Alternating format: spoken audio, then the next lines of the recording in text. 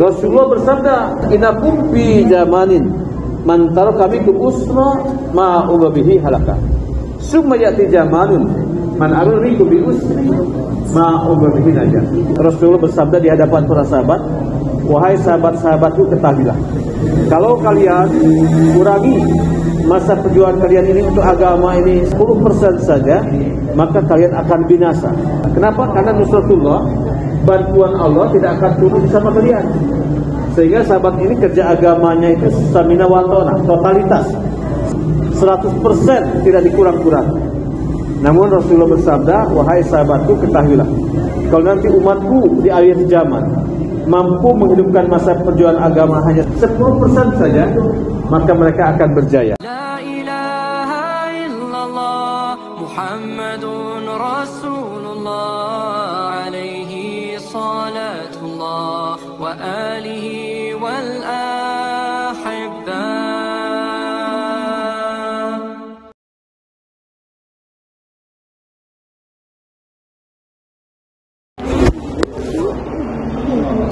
Assalamualaikum warahmatullahi wabarakatuh.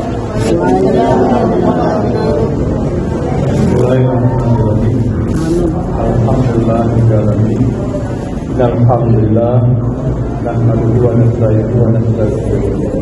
Wa na'udzu billahi min shururi anfusina wa min sayyiati a'malina. May yahdihillahu fala mudilla lahu wa may yudlil fala hadiya lahu. Asyhadu an la ilaha illallah wahdahu la syarika lahu wa asyhadu anna Muhammadan abduhu wa rasuluhu la nabiyya ba'dahu. Qala Allah Ta'ala fi kitabil karim ba'da a'udzu billahi minasy syaithanir rajim.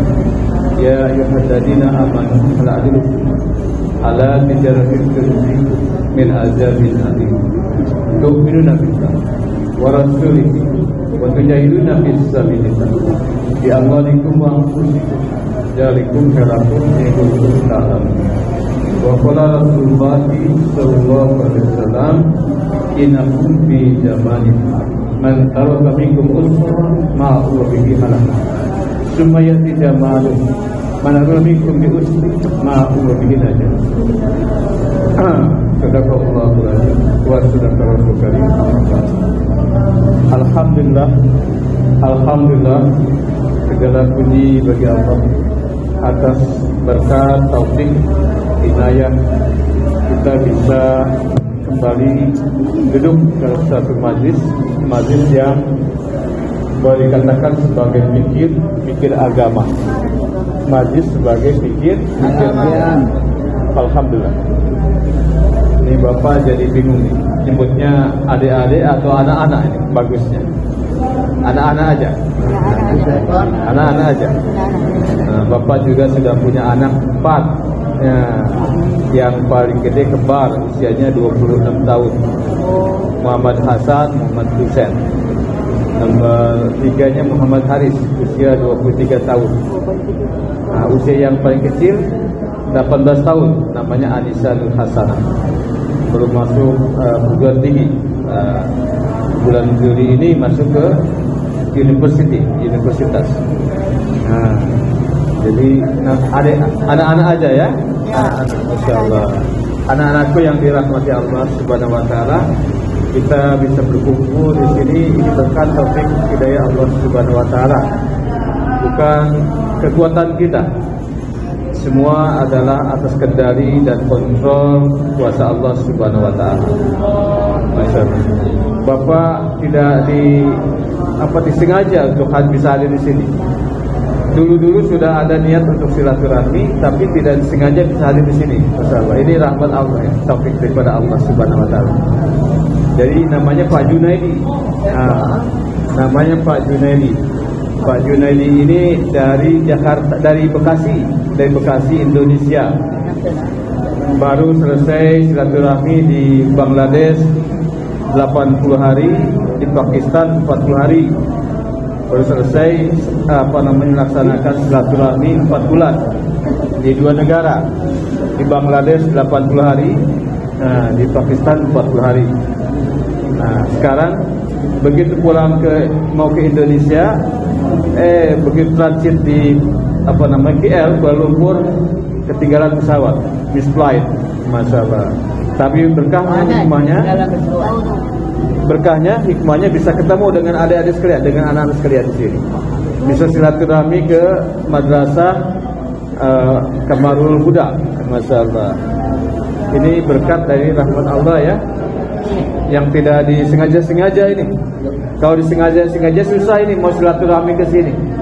Tapi berkas daripada Allah sudah atur harus silaturahmi ke sini, alhamdulillah bisa hadir di sini. Ada sekalian, kita ini adalah umat Nabi, umat Rasulullah, ya kan? Umat Nabi sebagai naib. Apa itu naib? Naib ini pembantu Rasulullah.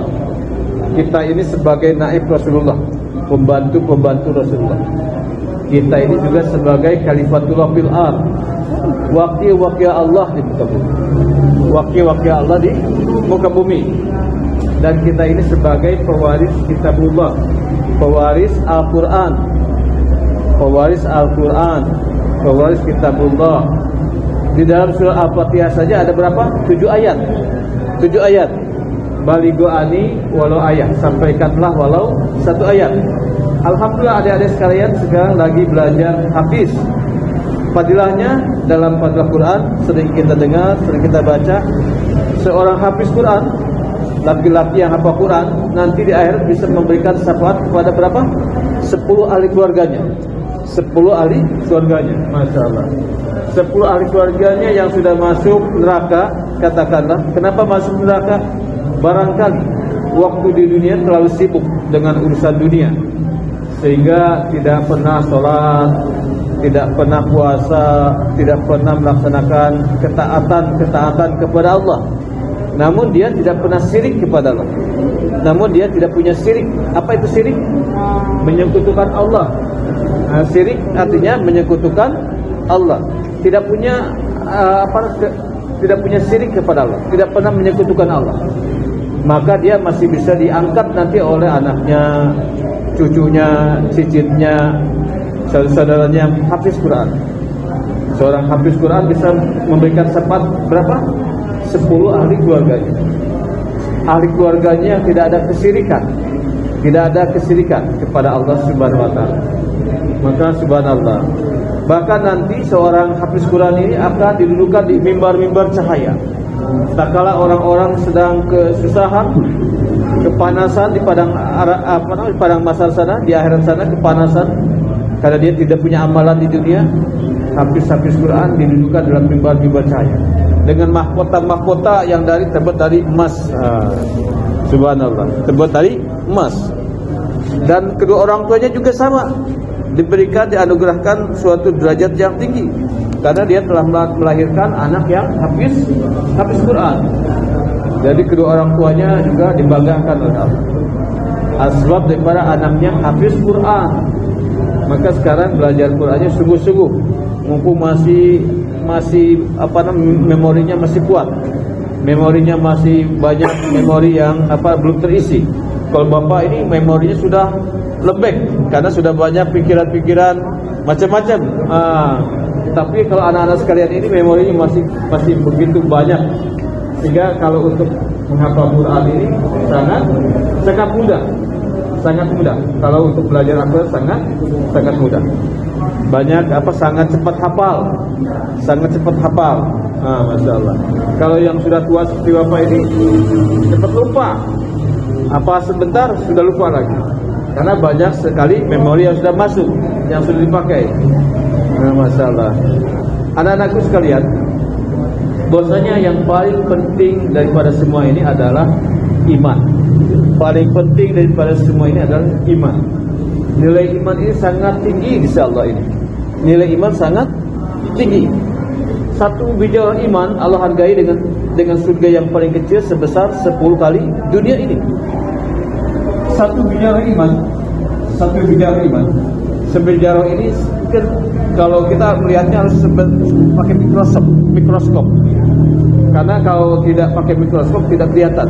Nah, satu bicara iman saja itu nilainya tinggi di sisi Allah Subhanahu wa taala. Ini kisah hadis diriwayatkan oleh lupa ini periwayatnya, tapi dalam buku Riyadhus Shalihin. buku Riyadhus Shalihin. Kalau di Indonesia ada buku Riyadhus, buku ada 2 jilid ya. Buku kecil 2 jilid. Jilid pertama dan jilid kedua. Nah, di jilid kedua ini tentang babul jannah, tentang bab surga. Dikisahkan ada hadis tentang percakapan antara Allah dengan penghuni surga. Antara Allah dengan penghuni surga. Sampai-sampai Rasulullah mengisahkan hadis ini sampai tersenyum, giginya yang mulia kelihatan oleh para sahabat. Karena ada percakapan antara Allah dan penghuni surga. Dikisahkan suatu saat nanti Allah akan tutup pintu surga selama-lamanya, dan Allah akan tutup pintu neraka selama-lamanya.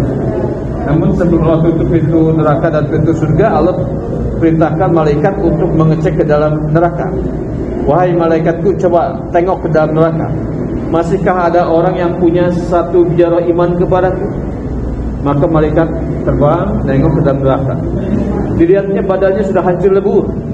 Badannya sudah hancur lebur. Kenapa? Karena neraka yang paling ringan sekalipun,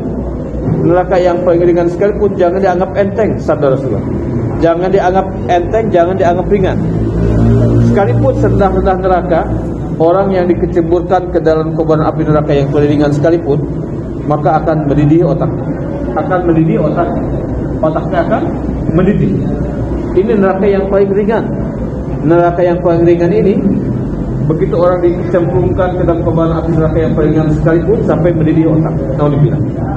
Nah, begitu malaikat melihat badannya sudah hancur lebur. Namun dari badan yang hancur lebur ini ada suatu nur. Dalam hatinya ada suatu nur.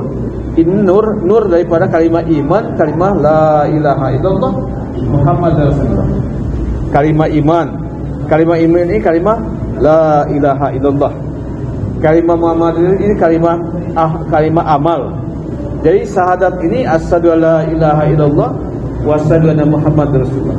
Nah, kita sudah punya kalimat la ilaha illallah Muhammad Rasulullah. Maka atas izin Allah oleh malaikat diangkat mau dimandikan. Nah, begitu sudah dimandikan, menjelma menjadi manusia lagi, namun dalam keningnya ini ada kalimat mantan ahli neraka. Maka oleh Allah, masuklah kamu ke dalam surgamu. Dia jawab, ya Allah, surgamu telah penuh. Masuklah kamu ke dalam surgamu. Dia katakan, ya Allah, surgamu telah penuh sampai 3 kali. Sampai dia katakan, ya Allah, apakah engkau mengolok-olok aku bahwa surgamu telah penuh? Maka Allah firmankan, wahai bulan, surgamu ini adalah sebesar 10 kali dunia. Surgamu adalah sebesar 10 kali dunia. Masalah. Namun dalam keningnya ada tanda mantan ahli neraka. Maka dia kata, ya Allah, kalau memang hamba ini harus masuk dalam surga, hamba masih ada permohonan, ya Allah. Apa permohonanmu? Ya Allah, hamba ini akan malu nanti dengan penghuni-penghuni surga yang lain. Karena ini ada tanda dalam kening hamba ini mantan ahli neraka. Tolong ya Allah dihapuskan, ya Allah. Tolong dihapuskan kalimat mantan ahli nerakanya. Maka dengan maha rahimnya Allah, dihapuskanlah kalimat mantan ahli nerakanya, dihilangkan. Masuklah dia ke dalam surga. Surganya sebesar 10 kali dunia. Ini surga yang paling kecil bagi orang yang punya kalimat iman, kalimat syahadat, asyhadu alla ilaha illallah wa asyhadu anna Muhammadar Rasulullah. Masyaallah. Maka ini sangat berbahagia kita. Kita ini tidak pernah meminta, tidak pernah berdoa secara khusus untuk dijadikan orang Islam, dijadikan orang beriman, tapi Allah jadikan kita jadi orang Islam dan orang beriman. Masya Allah. Maka kita syukur lagi syukur kepada Allah. Alhamdulillah. Kalau kita bersyukur, maka Allah akan tambahkan lagi nikmatnya. Kalau kita kufur, maka Allah akan azab dengan azab yang pedih. Maka kita syukur kepada Allah telah dijadikan orang Islam dan orang yang beriman. Masya Allah. Allahu Akbar. Apalagi adik-adik syukur lagi. Sekarang ini diberikan waktu, diberikan usia oleh Allah untuk belajar Al-Quran. Karena ini merupakan pedoman kita. Al-Quran ini pedoman daripada kehidupan. Jadi kalau katakanlah perusahaan Jepang memproduksi suatu mobil kendaraan Honda, dia selalu ada guideline, ada petunjuknya, ya kan? Diberikan petunjuknya, pengoperasional mobil Hondanya bagaimana, ada petunjuknya. Nah, kita itu diciptakan oleh Allah di dunia ini ada guideline-nya. Guideline-nya adalah Al-Quran, ya kan? Nah, adik-adik sekalian, anak sekalian sekarang sedang belajar menjadi hafiz Quran, subhanallah, menjadi hafiz Quran. Ini suatu nikmat dari Allah Subhanahu wa taala. Jangan disia-siakan. Jangan disia-siakan. Ini secepatnya bagaimana Al-Qur'annya dihafal secara cepat. Secara cepat. Setelah belajar Al-Qur'an, tingkatkan lagi keilmuannya untuk belajar menjadi alim. Menjadi alim. Jadi setelah hafiz Quran, tingkatkan lagi menjadi alim, menjadi ulama. Syukur-syukur bisa menjadi ulama yang besar, ulama yang waro, masyaallah. Karena derajat ulama ini tinggi di sisi Allah ini. Derajatnya tinggi, subhanallah.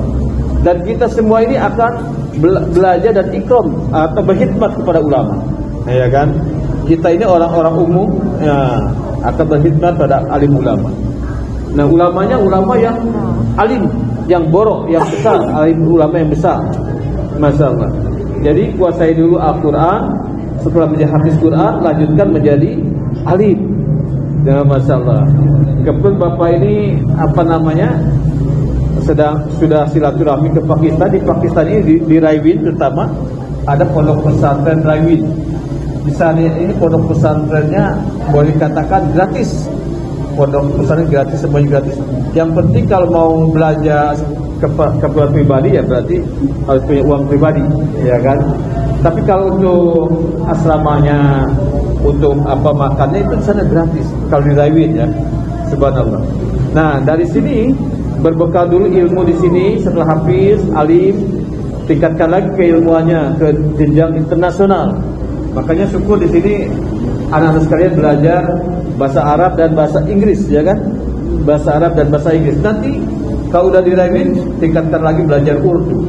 Nah, Arabnya dipermahir lagi, dipraktekkan, bahasa Inggrisnya juga di sana belajar bahasa Urdu. Karena sekarang ini kitab-kitab, banyak kitab dalam terjemahan bahasa Urdu. Penjelasannya ya keilmuan dalam bahasa Urdu. Maka sekarang ini di Bangladesh atau di Pakistan atau dimanapun, di Afrika sekalipun, mereka itu madrasah itu belajarnya bahasa Urdu juga. Kenapa? Karena banyak kitab-kitab yang ditulis oleh para alim ulama dalam bahasa Urdu. Sehingga untuk memahami kitab ini dengan belajar bahasa Urdu mudah. Mudah. Maka kalau kita menguasai bahasa Urdu, maka kita akan mudah menguasai ilmu-ilmu agama. Karena banyak alim ulama yang telah menulis kitab dalam bahasa Urdu. Di samping bahasa Arab, bahasa Urdu.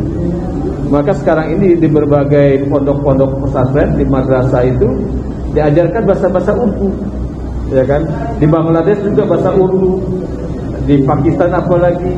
Bangladesh kan bahasanya Bengali, tapi mereka di pondoknya diajarkan bahasa Urdu. Mengapa demikian?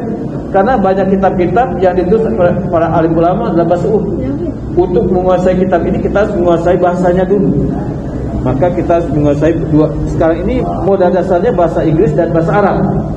Modal dasarnya bahasa Inggris. Bapak saja tidak bisa bahasa Arab, tidak bisa bahasa Urdu. Alhamdulillah bisa komunikasi dengan berbagai negara. Di Bangladesh sana Bapak gabung dengan jemaah Arab. Dua cila ini 80 hari di Bangladesh gabung dengan jemaah Arab. Ada 3 orang dari Belanda, tapi aslinya dari Maroko. Mereka itu berbahasa Arab. Orang Maroko aslinya berbahasa Arab. 1 orang dari Mesir. Nah, dari Mesir ini tidak bisa bahasa Inggris, totok bahasa Arab. Kemudian ada 1 orang dari Qatar. Qatar ini bisa bahasa Inggris dan bisa bahasa Arab. 1 orang dari Damam, tahu Damam? Damam ini dari Arab Saudi, Saudi Arabia. Damam, salah satu tempat di Saudi Arabia. Kalau di kita ini mungkin provinsi salah satu bagian kerajaan di Malaysia.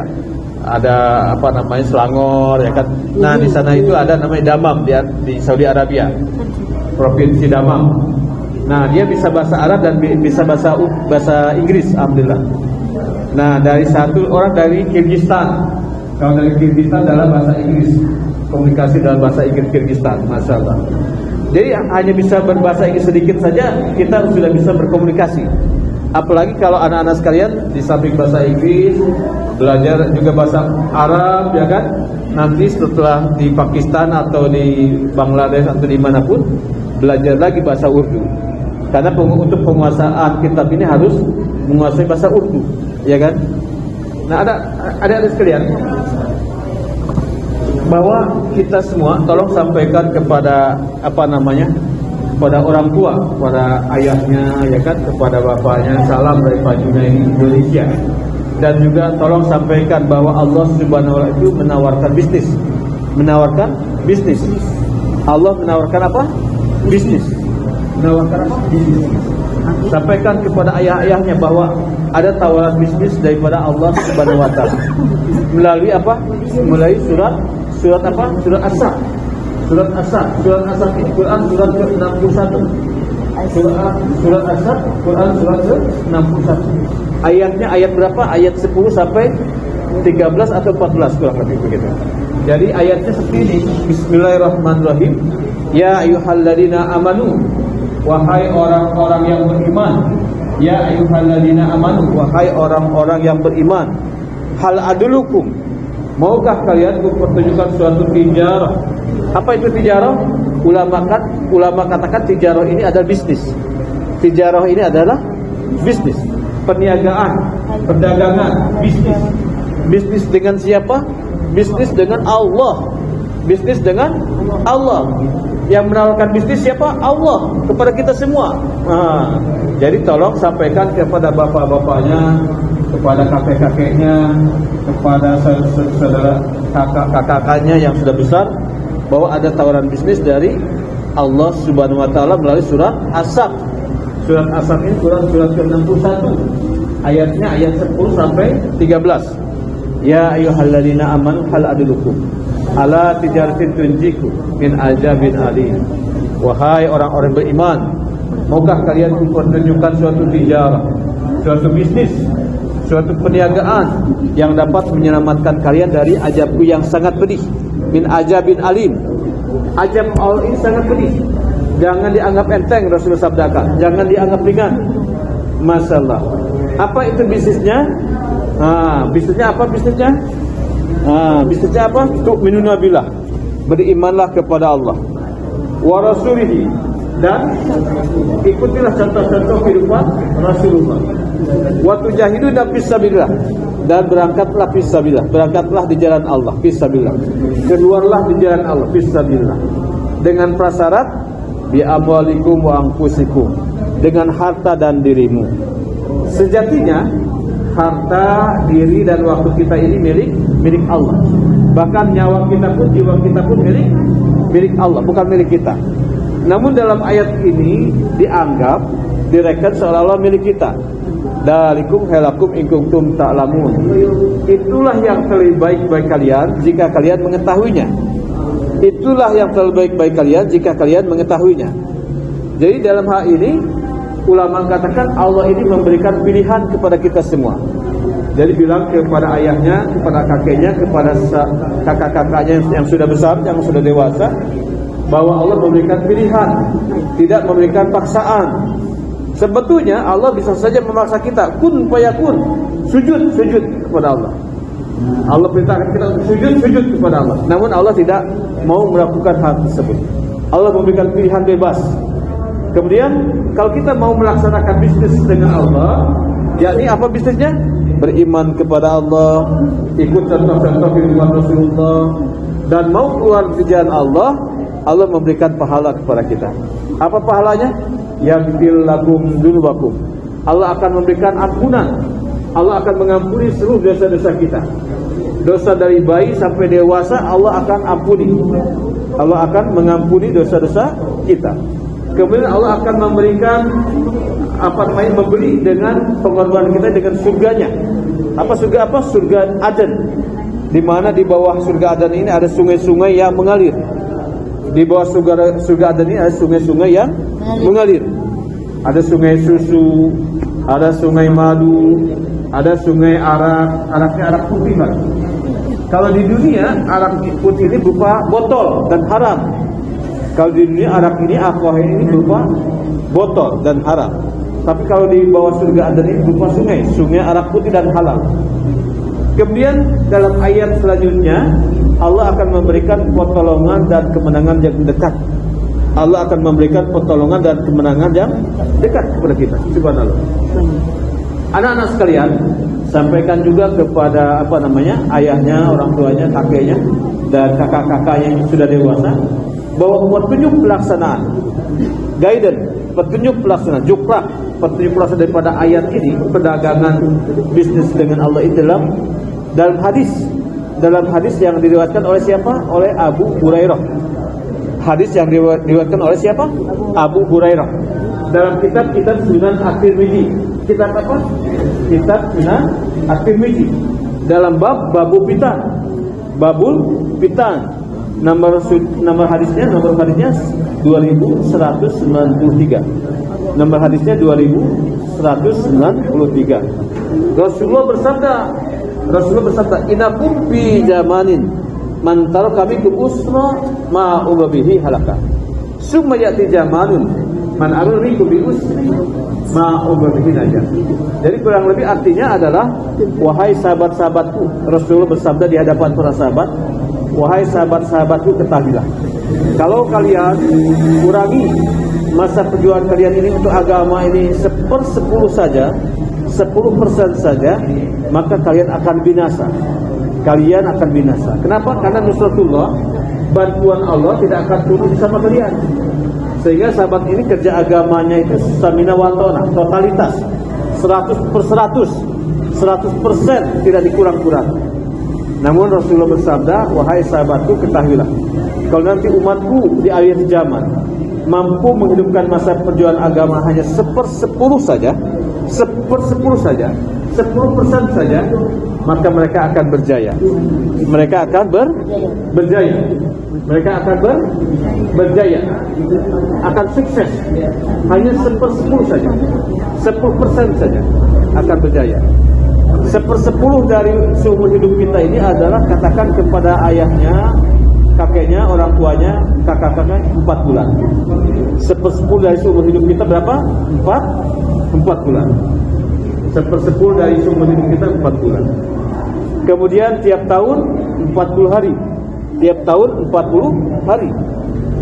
Kemudian tiap bulannya 3 hari. Tiap bulannya 3 hari. Nah, kalau di Indonesia, tertib untuk pelajar santri ini tidak 3 hari, tapi cukup 1 hari. Pas waktu liburannya. Liburannya hari apa itu biasanya? Hari Ahad. Sabtu sampai Ahad, Sabtu sore sampai Ahad libur. Jadi kalau adik-adik libur, terutama yang santri-santri ini yang laki-laki, boleh ikut dengan Om Ridwan. Dengan siapa? Om Ridwan. Panggilnya Om apa siapa? Angkel Ridwan. Ikut 1 hari, terutama yang sudah dewasa ini. Yang sudah dewasa ini, ya kan? Yang sudah usianya di atas 15 tahun, ikut 1 hari, pas hari libur. Pas hari liburnya 1 hari saja. Dari Sabtu sore sampai Ahad sore, ya kan? Kalau Senin sudah mulai masuk lagi kan? Senin sudah mau masuk lagi, Senin pagi masuk. Nah, jadi Sabtu sore pada asar sampai Ahad sore pada asar, 24 jam saja. Kalau untuk pelajar santri mahasiswa ini tertibnya 1 hari saja tiap bulan. Ini di Indonesia tertib seperti itu kalau untuk pelajar santri mahasiswa. Nah, kalau untuk orang tuanya, nah adik-adik, untuk bapaknya 3 hari. 3 hari untuk bisnis dengan Allah. Pak, ayo bisnis dengan Angka Ridwan sana, dengan Allah. Bisnisnya bukan dengan Angka Ridwan ya, bisnis dengan Allah. Tapi bersama jemaahnya jemaah Angka Ridwan, begitu, ya kan? Bisnisnya dengan Allah. Nah, nanti bapak kalau bisnis dengan Allah, bapak akan diampuni dosa-dosanya. Bapak akan diberikan surga. Surga apa? Surga Aden. Di bawahnya ada sungai-sungai yang mengalir. Sungai apa saja? Sungai susu, sungai madu, sungai arak alkohol, arak putih dan halal, ya kan? Nah, begitu. Nah, kemudian Allah akan memberikan juga pertolongan dan kemenangan yang dekat, begitu. Allah akan memberikan pertolongan dan kemenangan yang dekat. Kemudian ketika Bapak di Bangladesh, markas Bangladesh ini namanya Masjid Kakrel. Masjid Kakrel. Apa itu markas Bangladesh namanya? Masjid Kakrel. Kakrel itu nama markas masjid di Bangladesh, namanya markas Kakrel. Masjid Kakrel. Nah, ada satu maulana yang cerita, kalau kita sedang keluar jalan Allah, maka 1 ringgit yang kita belanjakan jalan Allah, Allah gandakan pahalanya berapa? 700.000.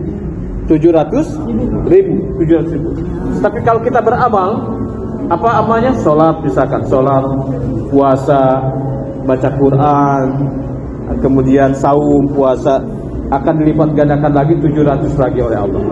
Berapa? 700 lagi. Jadi kalau kita katakan subhanallah, ucapkan subhanallah, 1 subhanallah waktu kita keluar jalan Allah, orang tua kalian, bapak-bapak keluar jalan Allah, itu 1 subhanallah dikalikan 700.000 dikalikan 700. Jadi berapa? 490 juta. 490 juta pahala kebaikan.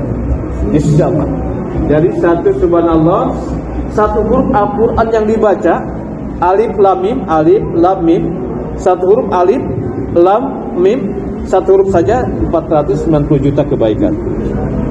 Kalau kita keluar di jalan Allah, waktu keluar 1 hari, ya kan?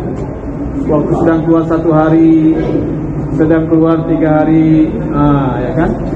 Sedang keluar di jalan Allah ini dilipat gandakan pahala kita oleh Allah. Berapa pahalanya? Berapa pahalanya? Satu subhanallah ini, 1 Al-Quran yang kita baca 490 juta kebaikan. 490 juta kebaikan. Kenapa? Karena 1 kebaikan di 1 rupiah digandakan 700.000. Nah, kalau kita beramal dilipat gandakan lagi 700. Jadi kalau kita ucapkan subhanallah atau baca Al-Quran, 1 huruf Al-Quran, berapa? 490 juta kebaikan. Masya Allah. Masya Allah.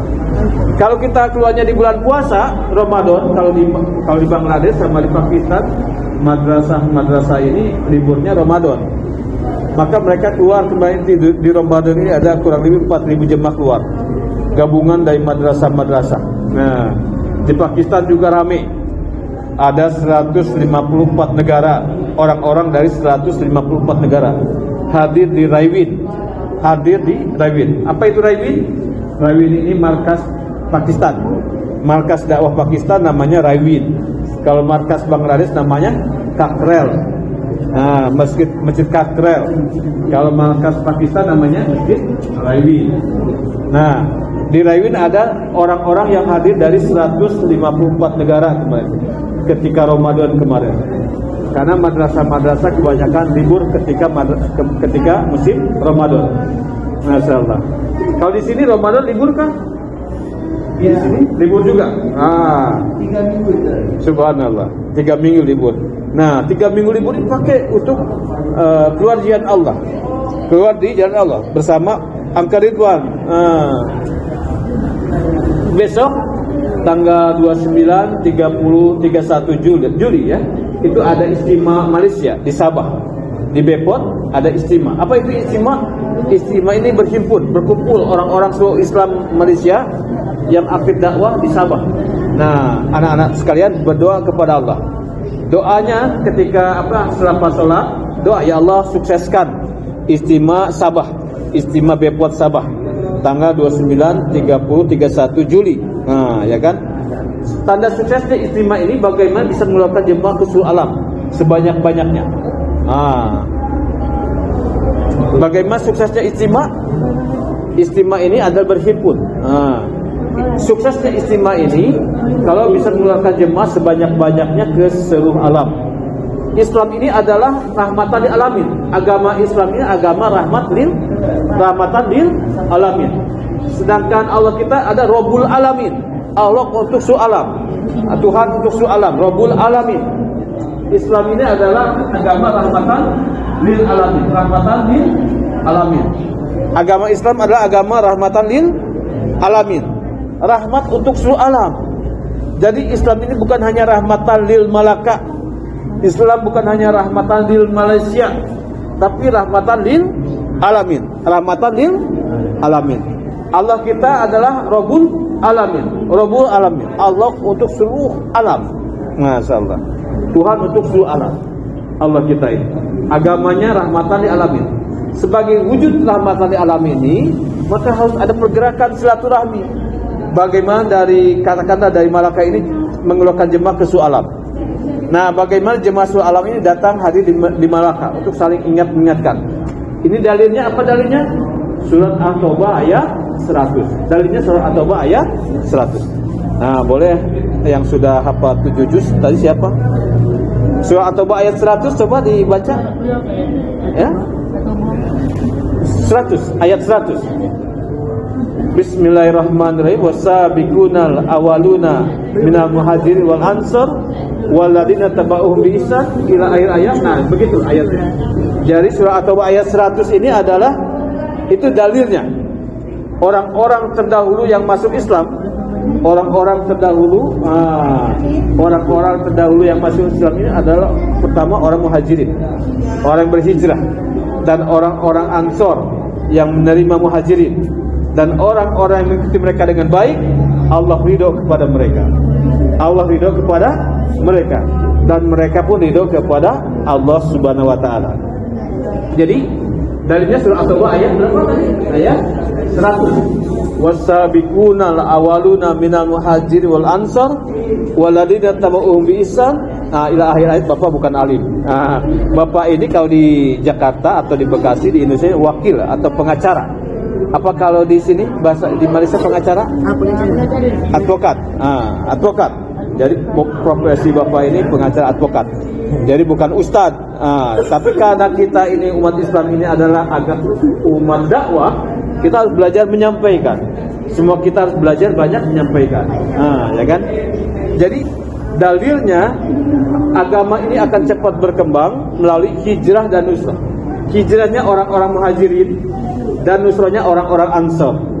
Jadi dari sini ini dari Melaka bagaimana dikeluarkan jemaah-jemaah ke seluruh alam.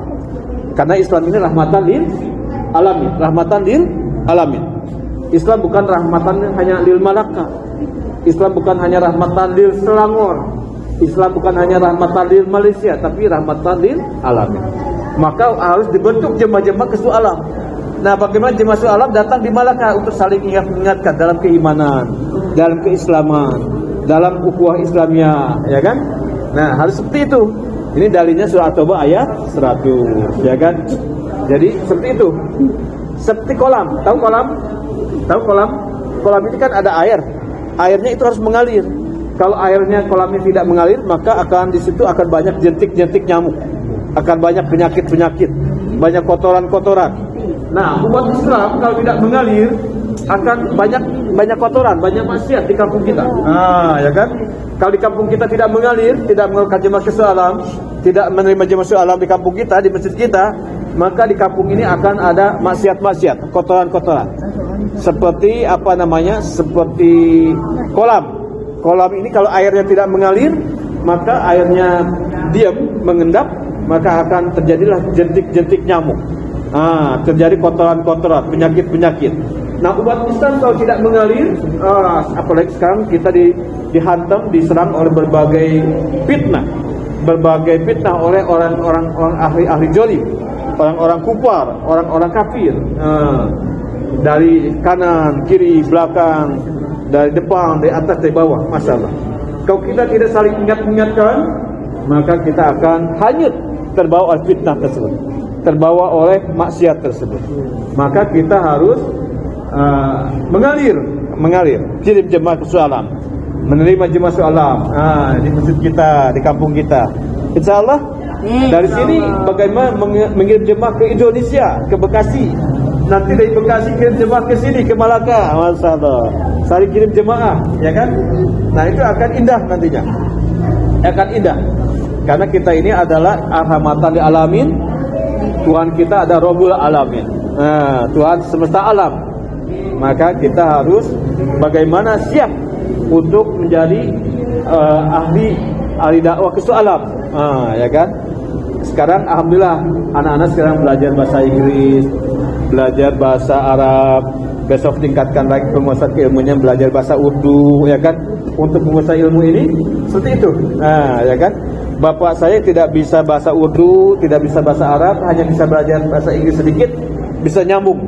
Di Pakistan kita nyambung dengan jemaah-jemaah Pakistan dari berbagai negara. Nah, ya kan? Ada 154 negara hadir di Driving di Pakistan. Masya Allah. Adik-adik sekalian, anak sekalian, maka ini kesempatan emas nih. Belajar di madrasah ini jangan disia-siakan. Jangan disia-siakan. Begitu orang begitu berangkat ke majelis ilmu, ke madrasah sini, itu dalam posisi fisabilillah. Dalam posisi fisabilillah. Kalaupun dia katakanlah dicabut nyawanya oleh Allah, cabut rohnya oleh Allah, dalam kondisi fisabilillah, maka dia dapat syahid karena dia dalam kondisi fisabilillah. Lagi tolabul ilmi, ya kan? Masya Allah. Maka jangan disia-siakan mumpung masih muda, secepatnya hafal Al-Quran. Setelah hafal Al-Quran, tingkatkan lagi menjadi alim, ke program alim. Ya kan, program alim. Subhanallah. Setelah alim, maka keluar untuk ambil program Maulana. Dan kalau di Bangladesh, di Pakistan, termasuk di Indonesia ada pondok pesantren, namanya pondok pesantren Kerincing di Payaman. Itu kalau mau menyelesaikan studinya itu, para santrinya itu dikeluarkan setahun dulu, dikeluarkan setahun untuk dia mengaplikasikan keilmuannya di masyarakat, supaya ilmunya itu betul-betul teraplikasi. Masya Allah. Jadi anak-anak sekalian, kalau sudah 8 tahun, 10 tahun, nanti niat keluar setahun untuk berdakwah di masyarakat. Masya Allah. Insya Allah. Dan sampaikan salam bapak ke ke orang tuanya, insya Allah ya. Salam dari Pak Junaidi Indonesia, dari Bekasi gitu. Bahwa kalau bisa bapak ini keluar 3 hari dengan Uncle Ridwan untuk belajar bisnis dengan Allah. Belajar bisnis dengan Allah. Dalilnya tadi surat apa tadi? Dalilnya tawaran bisnisnya surat As-Saf. Surat As-Saf ayat 10 sampai 13. Surat As-Saf ini surat ke berapa? Surat ke-61. Surat Al-Quran ke-61. Nanti kalau pulang cari surat 61 surat As-Saf. Itu dalil bisnis. Kemudian ada sekalian, setelah kita punya iman, kita ini harus bagaimana sholat kita terjaga dengan 3 tertib. Sholat yang dicontohkan Rasulullah ini dengan 3 tertib. Tertib pertama ini tertib waktu, di awal waktu. Tertib kedua ini di awal waktu di mana azan berkumandang. Tertib kedua ini tertib tempat. Tempatnya di masjid musala yang terdekat atau di surau yang terdekat, di mana saja kita berada. Tertib ketiga tertib cara. Caranya berjemaah. Ini bagi laki-laki sholatnya harus berjemaah. Laki-laki sholatnya harus berjemaah. Jadi sholat yang dicontohkan oleh Rasulullah dengan 3 tertib. Tertib pertama apa? Tertib waktu, di awal waktu, di mana azan berkumandang. Tertib kedua tertib tempat, di mana azan di masjid mushola atau surau yang terdekat dengan kita. Tertib ketiga tertib caranya berjemaah. Nah, kalau kita melaksanakan sholat dengan 3 tertib ini istiqomah, teratur, maka Allah akan memberikan 5 jaminan. Siapa yang mau dijamin oleh Allah? Siapa yang mau dijamin oleh Allah? Ini yang tidak mau dijamin. Ini sakinah ini. Mau jaminan Allah tidak? Mau jaminan Allah? Jadi Allah akan berikan 5 jaminan. Allah akan berikan 5 jaminan kepada kita yang menjaga sholatnya dengan 3 tertib. Tertib pertama, tertib waktu, di mana azan berkumandang. Tertib kedua, tertib waktu, tertib tempatnya di masjid mushola yang terdekat, di surau yang terdekat dengan kita. Tertib ketiga, tertib caranya berjemaah. Apa itu jaminannya kalau kita bisa melaksanakan sholat dengan 3 tertib tadi teratur? Pertama, akan diberkahkan rezekinya selama kehidupan di dunia. Akan diberkahkan rezekinya selama kehidupan di dunia. Yang kedua, akan dibebaskan daripada azab kubur. Jaminan kedua apa? Akan dibebaskan daripada azab kubur. Yang ketiga, jaminan ketiga, buku catatan amalnya akan diberikan daripada tangan kanannya di yaumil hisab nanti. Yang jaminan keempat apa? akan diberikan kemampuan melintasi jembatan Sirat secepat kilat. Secepat kilat, semacam kilat. Zaman kelima apa? Akan masuk surga tanpa dihisab. Masuk surga tanpa dihisab. Ulama katakan ciri-ciri keberkahan rezeki ini ada. Katakan rezekinya itu sedikit, gajinya sedikit, tapi merasa cukup, tenang, tenteram, damai, sejahtera. Daripada rezekinya banyak, kurang dan gelisah saja. Tidak pernah ada perasaan puas, tidak ada perasaan qanaah. Nah, ini kita harus introspeksi. Rezeki yang cukup ini rezeki yang mendekatkan diri kepada Allah Subhanahu wa taala. Bukan sebaliknya menjauhkan diri kepada Allah. Nah, ya kan? Rezekinya itu, rezeki yang berkah itu rezeki yang lebih mendekatkan diri kepada Allah. Kemudian Allah hantarkan rezeki ini di mana saja di permukaan bumi. Asal ada dua syarat. Apa itu syaratnya? Ada doa dan ikhtiar. Ada doa dan ikhtiar. Jadi doa ini adalah sebagaimana Allah berjanji, "Ud'uni astajib lakum." Berdoalah kamu kepadaku, niscaya aku akan kabulkan. Berdoalah kepadaku, niscaya aku akan kabulkan. Ini firman Allah. Dan ada ikhtiar, ikhtiarnya di bidang kita masing-masing. Nah, nanti adik-adik akan menjadi ulama-ulama besar, ya kan? Ada yang ikhtiarnya menjadi petani, ada yang ikhtiarnya menjadi pedagang, ada ikhtiarnya menjadi guru, ya kan? Nah, ini hanya ikhtiar, cara menjemput rezekinya saja. Cara menjemput rezekinya. Karena dunia ini ada darul amal, darul asbab. Dunia ini darul asbab, harus ada asbabnya. Asbabnya bertani, silahkan bertani. Asbabnya berdagang, silahkan berdagang. Asbabnya mengajar di madrasah atau di sekolah, silahkan. Masing-masing punya asbab masing-masing, sesuai kapasitas masing-masing. Kalau Allah hanya hantarkan rezeki di Malaka, sedangkan di Bekasi, di Indonesia tidak dikasih rezeki, berarti Allah tidak adil. Tapi Allah Maha Adil.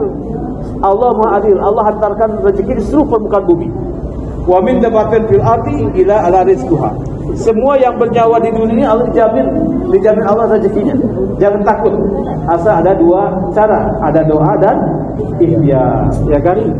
Ikhtiar cara menjemput rezekinya dan doa. Nah, doa yang paling bagus itu adalah doa waktu tahajud. Nah, doa yang paling bagus doa waktu tahajud tengah malam. Nah, siapa yang pernah tahajud nih? Siapa yang pernah tahajud? Jangan bohong nih. Siapa yang pernah tahajud tengah malam? Jam berapa tahajudnya? Jam berapa tahajudnya? Tahajud yang sebaik-baik tahajud ini kalau kita setelah tidur ya, bangun dan tidur. Sunahnya itu tidur dulu baru tahajud. Bangun. Subhanallah. Jadi kekuatan doa tahajud ini adalah anak-anakku 90% kekuatannya. Kalau kita doa ikhtiar siang hari ini adalah 10% saja. Kita dakwah pun ya kan siang hari ini hanya 10%. Doanya yang paling bagus ini ketika tahajud. Ketika malam-malam kita tahajud kepada Allah. Doa yang panjang. Doa yang terbaik ini doa mohon taufik dan hidayah kepada Allah untuk seluruh umat manusia. Sekarang manusia ini di dunia ini ada 7 miliar. Di dunia ada berapa manusia? 7 miliar. Islamnya ada berapa? 2 miliar saja Islamnya. 2 miliar Islam pun belum melaksanakan keislamannya. Ada yang masih begini begitu, ada yang belum sholat, ada yang belum zakat, ada yang belum bisa baca Quran, ya kan? Masalah. Maka doa kepada Allah nih. Doa yang terbaik doa tahajud. Doa yang terbaik adalah mohon taufik hidayah dari Allah untuk seluruh manusia. Mohon taufik hidayah dari Allah untuk seluruh manusia supaya manusia ini dibimbing oleh Allah, diberikan hidayah. Hidayah ini petunjuk kehidupan ke arah kebaikan, ke arah kampung akhirat yang baik. Masyaallah. Insyaallah ya. Nah, yang keduanya, kalau kita ini sholatnya tekun dengan 3 tertib tadi, Allah berikan jaminan dibebaskan dari azab kubur, dibebaskan daripada azab kubur. Sholat yang kita tegakkan sekarang ini nanti di alam kubur akan menjadi teman kita, akan menjadi teman kita, akan menjadi spokesperson, menjadi juru bicara kita. Tak kala mulut kita terkatup, tidak bisa bicara, sholat yang akan menjawab pertanyaan munkar nakir. Sudahlah, jangan periksa-periksa dia. Dia ini selama di dunia selalu menegakkan saya, tidak pernah lalai. Nah begitulah mungkin bahasanya, ya kan? Sholat ini kalau diibaratkan kepada manusia ini seperti kepala pada badan. Malam-malam contohnya Pak Junaidi sedang di kamar sana, ada yang ngetuk-ngetuk pintu. Assalamualaikum.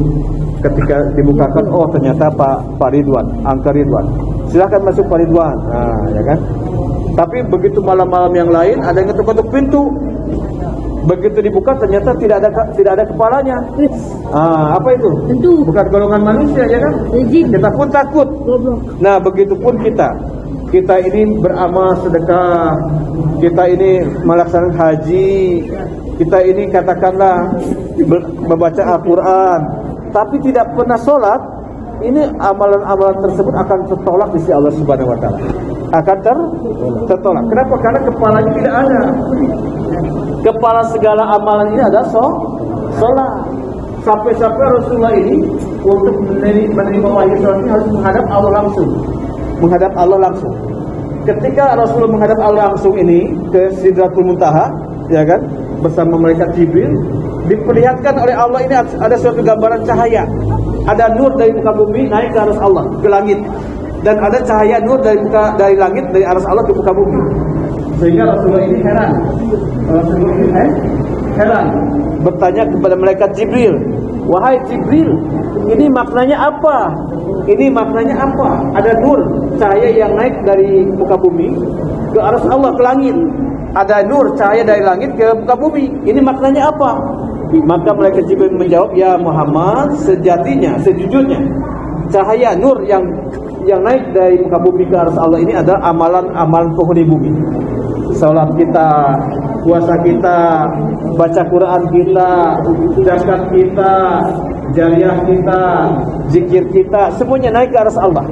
Ini dalilnya surat Fatir ayat 10. Surat Fatir ayat 10. Dalam surat Fatir ini semua kebaikan-kebaikan ini naik ke aras Allah Subhanahu Wa Taala. Dan sebaliknya Allah turunkan balasan sesuai dengan amalan yang naik ke aras Allah. Ini dalam bahasa Indonesia ini namanya hukum kausal. Hukum sebab akibat. Adanya orang sekarang ini banyak daripada musibah terjadi di muka bumi. Ada gempa bumi, ada bencana longsor, ada banjir, ada macam-macam keburukan terjadi di muka bumi. Asbab yang naik ke aras Allah ini adalah amalan-amalan yang buruk. Maksiat naik ke aras Allah Subhanahu Wa Taala. Karena umat Islam tidak mau berdakwah. Ulama-ulamanya hanya sibuk di madrasah-madrasah. Ulama-ulamanya hanya sibuk di pondok pesantrennya. Tidak mau keluar dari Allah.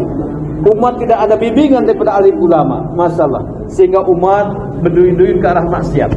Maksiatnya semua naik ke atas Allah Subhanahu Wa Taala. Maka Allah turunkan juga bencana-bencana di muka bumi. Makanya sekarang ini kita harus berbuat kebaikan. Terutama kita keluar dari Allah mau berdakwah. Karena dakwah ini merupakan umul hasanah, induknya segala kebaikan. Dakwah ini merupakan induknya segala kebaikan. Adanya orang melaksanakan sholat, melaksanakan ibadah haji, melaksanakan umroh, ada orang yang berzikir, ada orang yang kirim anaknya ke pondok, adanya orang belajar agama, belajar Quran, sebab adanya orang yang dakwah di jalan Allah. Insya Allah ya, kita mau dakwah ya. Masya Allah. Kalau udah jadi ulama yang waro ini keluar fisabilillah tiga kali satu tahunnya. Satu tahunnya tiga kali. Contohnya Kiai Mulisun, almarhum Kiai Mulisun Islu, yang punya pondok pesantren Payaman di Kerincing Magelang. Ini almarhum Kiai Mulisun itu. Udah sepuh beliau. Keluar 3 kali. Sampai ketiga kalinya, setahun ketiga kali, itu bawa kain kafan. Karena saking ingin meninggal di jalan Allah. Tapi Allah belum kabulkan karena memang meninggalnya tidak di jalan Allah. Beliau ini sampai membawa kain kafan ketika keluar jalan Allah. Saking ingin meninggal ketika di jalan Allah. Suatu kehormatan kalau kita bisa meninggal di jalan Allah itu. Suatu kehormatan, masalah. Nah, Kiai Mulisin ini keluarnya 3 kali itu setahun 3 kali. Subhanallah. Ini ulama yang waro ini keluarnya itu nanti adik-adik kalau sudah mau jadi ulama besar keluar setahun, tapi 3 kali ya. Keluarnya 3 kali. Nah, ulama waro ini keluar fisabilillah setahun 3 kali. Tidak berturut-turut, mungkin ada jedanya ya kan, ada jedanya. Masyaallah. Insyaallah ya, sudah azan kita tangguh, kita baca doa ya madhab kifar majlis. Subhanallah wa bihamdihi, subhanakallahumma wa bihamdika, asyhadu an la ilaha illa anta, astaghfiruka wa atubu ilaik. Wabillahi taufiq wal hidayah. Assalamualaikum warahmatullahi wabarakatuh.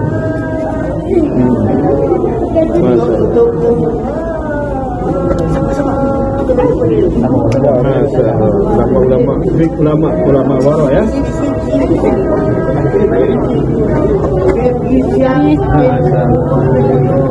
Salam ke orang tuanya ya, dari Pak Junaidi ya.